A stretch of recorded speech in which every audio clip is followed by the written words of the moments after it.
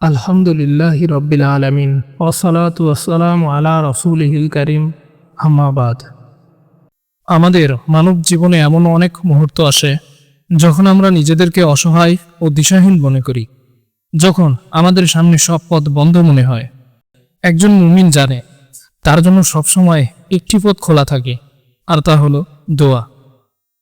দোয়া কেবল কিছু চাওয়া নয়, বরং এটি আল্লাহর সাথে আমাদের সরাসরি সম্পর্ক স্থাপন এবং আমাদের বিশ্বাস ও ভরসার প্রতিফলন। এটি হলো একজন মুমিনের সবচেয়ে বড় হাতিয়ার। আল্লাহ তাআলা নিজেই আমাদের দোয়া করার জন্য আহ্বান জানিয়েছেন। তিনি পবিত্র কোরআনে বলেছেন, আর যখন আমার বান্দা তোমাকে আমার সম্পর্কে জিজ্ঞাসা করে, তখন তাদেরকে বলো, আমি তো কাছেই। যখন কোনো আহ্বানকারী আমাকে ডাকে, আমি তার ডাকে সাড়া দিই। দোয়াকে শুধুমাত্র একটি আবেদন মনে করা এটি একটি ভুল ধারণা, বরং রাসূল সাল্লাল্লাহু আলাইহি ওয়াসাল্লাম বলেছেন, দোয়া হলো একটি ইবাদত। অর্থাৎ দোয়া নিজেই একটি ইবাদত, যার মাধ্যমে আমরা আল্লাহর সামনে আমাদের দুর্বলতা, অসহায়ত্ব এবং তার উপর আমাদের নির্ভরতা প্রকাশ করি। দোয়া করার কিছু বিশেষ আদব রয়েছে, যেমন রাসূল সাল্লাল্লাহু আলাইহি ওয়াসাল্লাম এর উপর দরুদ পড়া, বিনয় ও একাগ্রতার সাথে দোয়া করা এবং দৃঢ় বিশ্বাস রাখা যে আল্লাহ আমাদের দোয়া শুনছেন। দোয়ার শক্তি কত অসীম তা আমাদের নবীজির জীবন থেকে শিখতে পারি।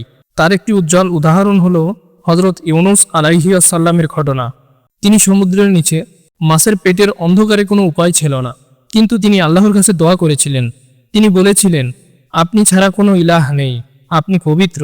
নিশ্চয়ই আমি জালিমদের অন্তর্ভুক্ত ছিলাম। এই দোয়ার মাধ্যমে তিনি আল্লাহর সামনে তার ভুল স্বীকার করেন এবং তার একনিষ্ঠ তাওহীদের সাক্ষ্য দেন। আল্লাহ তাআলা সাথে সাথেই দোয়া কবুল করলেন এবং মাছটি তাকে তীরে নিয়ে এসে উপরে ফেলে দিল।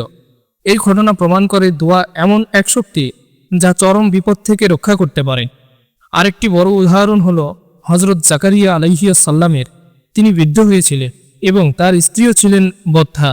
মানুষের যুক্তিতে তাদের সন্তান হওয়া ছিল অসম্ভব, কিন্তু তিনি আল্লাহ তাআলার কাছে দোয়া করেছিলেন, হে আমার রব, আমার অস্থি দুর্বল হয়ে গেছে, আমার মাথা বার্ধক্যে সাদা হয়ে গেছে, আর হে আমার রব, আপনাকে ডেকে আমি কখনো নিরাশ হইনি। আমি আপনার কাছে আমার আত্মীয় স্বজনকে ভয় করি এবং আমার স্ত্রী বৃদ্ধা, সুতরাং আপনি আপনার নিকট থেকে আমাকে একজন ওয়ারিস দান করুন। আল্লাহ তাআলা তার দোয়া কবুল করলেন এবং তাকে হযরত ইয়াহিয়া আলাইহিস সালামের মতো একজন সৎ ও ধার্মিক পুত্র সন্তান দান করলেন। এই ঘটনা আমাদের শেখায় যে দোয়ার মাধ্যমে অসম্ভবকেও সম্ভব করা সম্ভব। তবে অনেক সময় আমাদের মনে প্রশ্ন আসে, কেন আমাদের দোয়া কবুল হয় না? এর কারণ হলো আল্লাহ তাআলা আমাদের দোয়া তিনভাবে কবুল করেন। রাসূল সাল্লাল্লাহু আলাইহি ওয়াসাল্লাম বলেছেন, কোনো মুসলিম যখন দোয়া করে যার মধ্যে কোনো গুনাহ বা আত্মীয়তার সম্পর্ক ছিন্ন করার কোনো বিষয় থাকে না, তখন আল্লাহ তাকে তিনটি বিষয়ের যে কোনো একটি দান করেন। হয় তার দোয়া তাড়াতাড়ি কবুল করেন, অথবা তার দোয়াকে তার জন্য আখিরাতে সঞ্চয় করে রাখেন, অথবা অনুরূপ কোনো বিপদ থেকে তাকে রক্ষা করেন। এর অর্থ হলো আমাদের কোনো দোয়া কখনোই বৃথা যায় না। আল্লাহ হয়তো আমাদের চাওয়াটিকে না দিয়ে এর চেয়েও উত্তম কিছু আমাদের জন্য লিখে রেখেছেন। তাই দোয়া হলো আমাদের জীবনের সবচেয়ে শক্তিশালী হাতিয়ার। এটি আমাদের সাথে আমাদের সরাসরি কথোপকথন।